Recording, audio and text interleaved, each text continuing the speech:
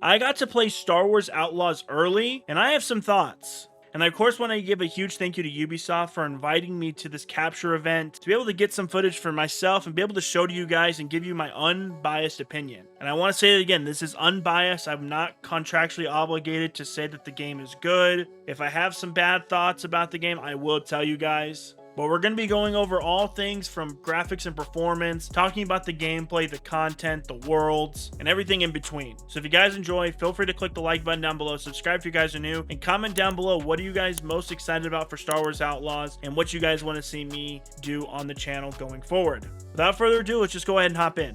So first thing I just want to get out of the way, I'm sure you guys have seen the IGN video, that 10-minute, gameplay video, and how it didn't look very good.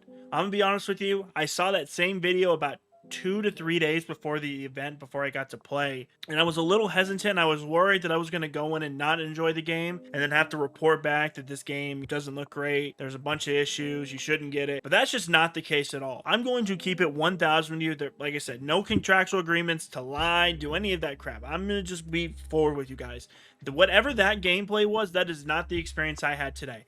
Like I said, there's going to be gameplay rolling over as I'm talking about everything that I saw and did. First things first, when it comes to graphics and performance, this game looked amazing. The footage they captured before, I'm not sure how that came to be, and I'm not going to hear speculate and guess what happened with it, but you guys can see my footage on screen right now. This game looks amazing. I got to play on 2 different worlds, on Tashara as well as Kijimi. Tashara being kind of the open world planet, and then Kijimi being more confined to a city, at least the part that I played, but being more snowy, darker, but also very blue. And then of course their orbits outside of it also look great. Outside of Tashara, there is just broken down ships, cargo, and a bunch of stuff all over the place. It looks like a graveyard. And then you go over to Kijimi and there's these big blue icy floating rocks just floating around as you kind of fly into the planet, and the game just looks so beautiful. I like I said, I looked at that gameplay, got really hesitant, and then I played it and I was like, I felt like I was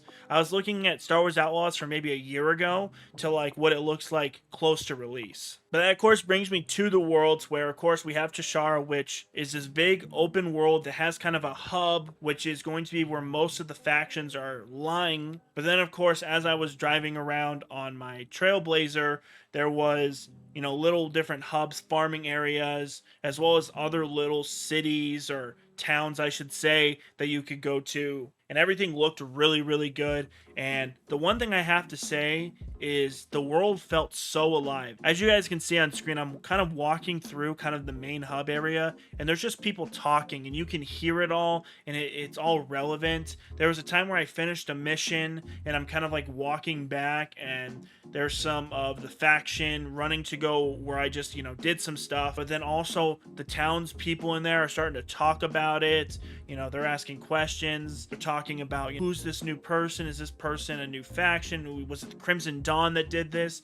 And like, there were so many people in the area, and it just felt so alive. Whereas you see in other games, sometimes they kind of like leave out the people and it just feels so desolate. It did not feel that way at all. Even when you went outside of the hub, there's just people driving on their speeders around. And when you got into other towns, there was plenty of people, not just like enemies, but just like NPCs just walking around fixing stuff. Like, it felt like an alive world. Like, I felt that there was, if I wasn't there, things would still be going on kind of deal. And that was the same thing with Kijimi. Kijimi was a lot more locked down. Like, it was ran by the faction there, but like there were still people hanging out. You could see people kind of burrowed and holding together because it was so cold outside, and there were people in these different areas, eating dinner together, hot soups, things like that. Like, the people responded to the environment, they were talking, and everything just kind of felt in place and it made sense. It felt like I was actually in a world and not just kind of like the main character and the only people around are enemies. But that kind of leads into gameplay. The gameplay felt really, really good. You guys are seeing this on screen as I'm talking about. The gameplay felt really good, but it also felt really challenging. I got to play around 4 hours, and I felt like even after I kind of got to upgrade a bit, I still felt that I was like a 2 or 3 shot kill. And what I mean by that is a lot of times they really prefer stealth. There are a couple times we have to go loud. There was a couple times I purposely went loud to kind of test this, but like you definitely staying in cover and really trying to be strategic with your movements is super important. There were a few times where maybe I kind of got myself out of position. They started firing on me like 2 or 3 shots, and I was like literally 1 hit from being dead. Like, it is, you're not some tanky individual. You do get health upgrades later on, but you're not like some juggernaut that can just take 5, 6, 7, 8 blaster shots. You have to be very strategic with your movement, which I like. I should preface that I really like. It really plays for a more like methodical experience instead of just running and gunning, because that's not what this character is. This character is very, you know, slow. You know, she's a new outlaw essentially. She's new to being this kind of like mercenary.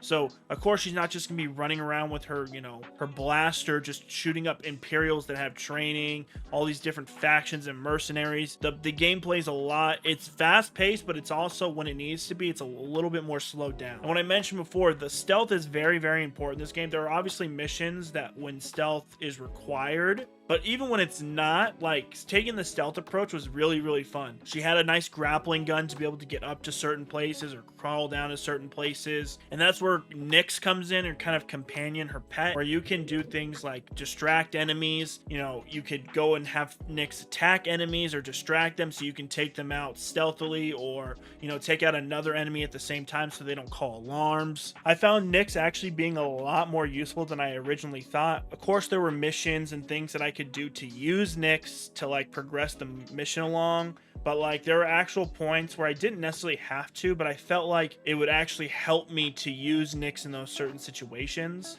Now, honestly, the toughest thing, and it was kind of an annoyance, but I only got to do it on 1 difficulty, was the lockpicking. So the way the lockpicking works in this game, it's a rhythm game. So essentially what you're looking for is there's going to be, you put it in, and essentially there's this little yellow light that flashes in a certain system. You kind of hear it, and it'll maybe go like ding ding, and you have to match at the same exact time those yellow lights come up. Now of course I'm assuming I did this on normal. The first couple times I did it, it took me a minute, because like you have to like really get the rhythm down, and like if you're not on top of it, you're kind of just like hanging out. Like you kind of have to lock in a little bit. There are certain ones that are a lot more difficult than others. It seemed like ones that were optional were tougher than the ones that were like story related. It definitely took me a little bit to kind of get used to the lockpicking system, but that was probably the toughest thing and probably the most annoying thing I found in the game. And it wasn't annoying because it was like badly made. It was annoying because I sucked at it. It was just something I wanted to get better at, so I kind of like forced myself into situations where I would have to use it more and more. And that's obviously where stealth comes in. I should say too that in different scenarios,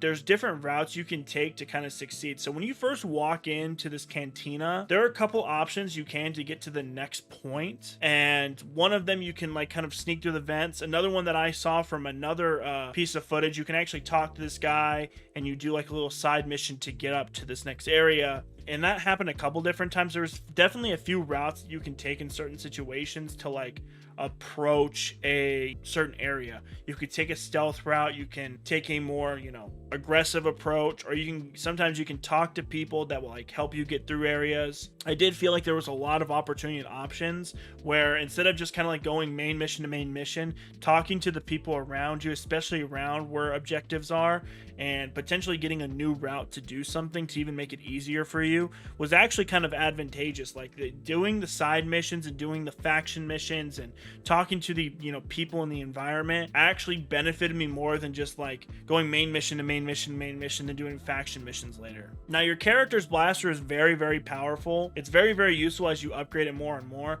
The ones that I got to test was her normal blaster, which for most enemies was about 2 to 3 shots to the head depending. Some enemies it took 1, some took 4, but it was around 2 to 3 on average. They also have this ion blaster, which essentially just like it did more damage to droids, and also it took out shields temporarily. So that was really nice, and I had to constantly switch it back and forth in certain situations. When you have normal enemies, you have droids, but you also have these shields, which those shields can be pretty annoying to deal with, especially if they have some kind of like machine gun or some kind of like auto blaster on the other side, just, you know, holding you down. Being able to take out that shield and kind of get them out of position is really nice and really helpful. You also have a stun ability that you can use. It's a one-shot knockout, and then there's a long waiting time for it to come back up. So it's something you have to use pretty sparingly, and you kind of have to be strategic about how you use it, because you could use it and then not get it back for another minute, and so you're really gonna have to like think each situation out. But overall, I thought the gameplay was pretty good. I felt like in the points that it was more action oriented,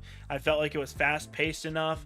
but also challenging to where like I had to think about how to take out my targets without getting hit, because if I stood out and covered too long, a couple shots, I'm done, I'm dead. And then the stealth parts were really like, you really had to, you know, really focus on where you were going and kind of like watch people's routes and memorize them to be able to like find your best optimal route. And then really taking my time and like exploring the world, so that way if I can get another opportunity or another way to like get to a mission without having to like be super stealthy or have to like fight my way through it, like those are really cool. Overall, like the gameplay you guys are watching versus IGN, if you guys think those are the same, I don't know what to tell you, because it felt and looked a lot different than what I watched. This felt a lot smoother and a lot better than that footage. The last bit of gameplay I want to talk about very quickly is going to be like space battles. I felt like it was very cookie cutter Star Wars.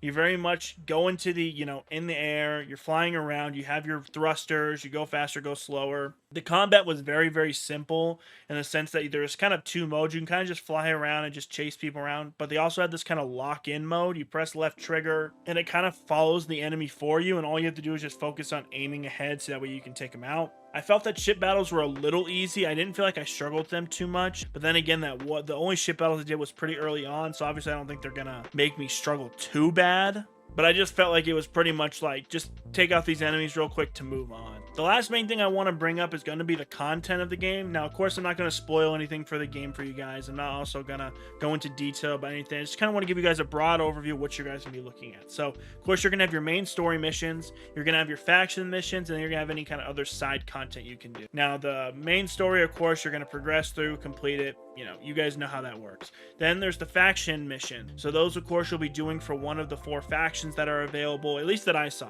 There was 4. There may be more there, but I saw 4. And in those 4 factions, you'll do a mission.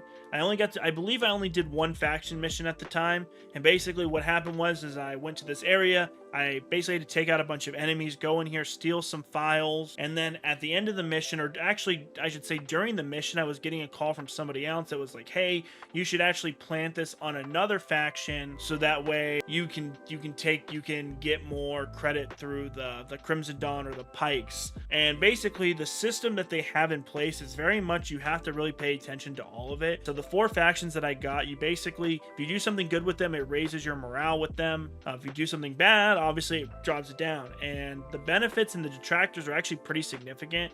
Where the benefits are like, there are certain strongholds that they'll just let you in. You can get better deals at vendors, which those deals were pretty significant from what I saw. And then other things like special items from those certain factions, and then other stuff that we didn't really get to go over too much, but I know once you reach a certain tier, you're going to get a lot of benefits to that faction.